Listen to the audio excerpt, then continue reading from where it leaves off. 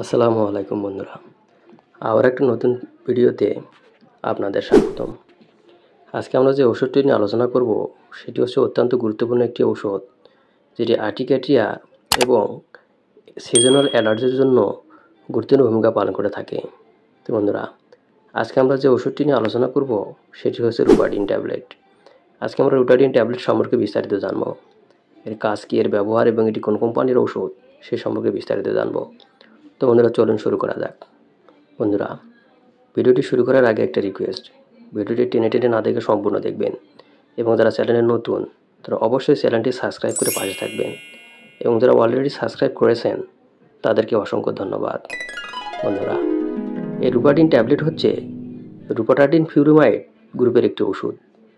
এটি বাংলাদেশে সাধারণত বিকন ফার্মাসিউটিক্যাল কোম্পানি বাজারজাত করে থাকেন। এটি বাংলাদেশের যে কোনো ওষুধের দোকানে পাওয়া যায়।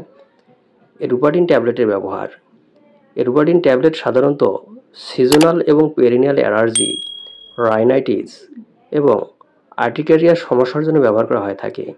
অর্থাৎ যাদের নাক দিয়ে পানি পড়া, ঠান্ডা, সর্দি এবং শরীরে চাকা চাকা লালচে দাগ হয়ে থাকে, আর্টিকেরিয়ার মতো সমস্যার কারণে লালচে লালচে দাগ, অতিরিক্ত চুলকানি এবং অতিরিক্ত অ্যালার্জি এবং অতিরিক্ত নাক দিয়ে পানি পড়া দূর করার জন্য এই রুপাডিন ট্যাবলেট ব্যবহার করা হয়ে থাকে। এই রুপাডিন ট্যাবলেটের মাত্রা ও সেবনবিধি: প্রাপ্তবয়স্ক এবং 12 বছরের ঊর্ধ্বে 10 মিলিগ্রাম অর্থাৎ একটি করে ট্যাবলেট দিনে একবার। এটি মুখে সেবন করা হয়। রুপাডিন ট্যাবলেট সাধারণত খাবার আগে বা পরে যে কোনো সময় খাওয়া যায় অথবা আপনার চিকিৎসকের পরামর্শ অনুযায়ী সেবন করবেন। এই রুপাডিন ট্যাবলেট সেবনের ফলে কী পার্শ্ব প্রতিক্রিয়া দেখা দিতে পারে? সাধারণ পার্শ্ব প্রতিক্রিয়ার মধ্যে রয়েছে দুর্বলতা, মাথা ঘোরা, তদ্রচ্ছন্নতা ভাব এবং অস্বাভাবিক পার্শ্ব প্রতিক্রিয়ার মধ্যে রয়েছে ক্ষুধাবৃদ্ধি, জয়েন্টে ব্যথা, পিঠে ব্যথা, মনোযোগহীনতা, কোষ্ঠকাঠিন্য, কাশি, ডায়রিয়া, গলা শুকিয়ে যাওয়া, নাক হইতে রক্তক্ষরণ, জ্বর, পরিপাকতন্ত্রের স্বস্তি ইত্যাদি দেখা দিতে পারে। প্রতিনির্দেশনা, অর্থাৎ যাদের ক্ষেত্রে এই রুপাডিন ট্যাবলেট ব্যবহার করা যাবে না। রুপাডিন অথবা এতে ব্যবহৃত অন্য যে কোনো উপাদানের প্রতি অতি সংবেদনশীল রোগীদের ক্ষেত্রে এটি ব্যবহার করা যাবে না।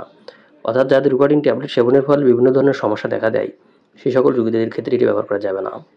গর্ভাবস্থা এবং স্তনদানকালে এই রুপাডিন ট্যাবলেট ব্যবহার করা যাবে কি না? গর্ভবতী মহিলাদের ক্ষেত্রে পর্যাপ্ত এবং সুনিয়ন্ত্রিত তথ্য নেই।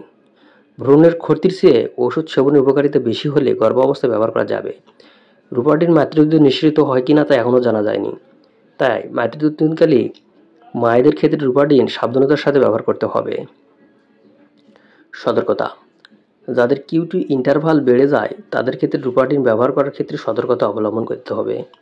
বিশেষ ক্ষেত্রে ব্যবহার: বয়স্কদের ক্ষেত্রে ও বয়স্ক রোগীদের ক্ষেত্রে সাবধানতা অবলম্বন করতে হবে এবং শিশুদের ক্ষেত্রে রুপাডিনের নিরাপত্তার উপর কার্যকারিতার উপর ভিত্তি করে 12 বছরের কম বয়সী শিশুদের ক্ষেত্রে এটি ব্যবহার করা যাবে না। তো বন্ধুরা, এ ছিল রুপাডিন ট্যাবলেট সম্পর্কে আজকের ধারণা। ভিডিওটি ভালো লাগলে লাইক, কমেন্ট এবং সাবস্ক্রাইব করতে ভুলবেন না।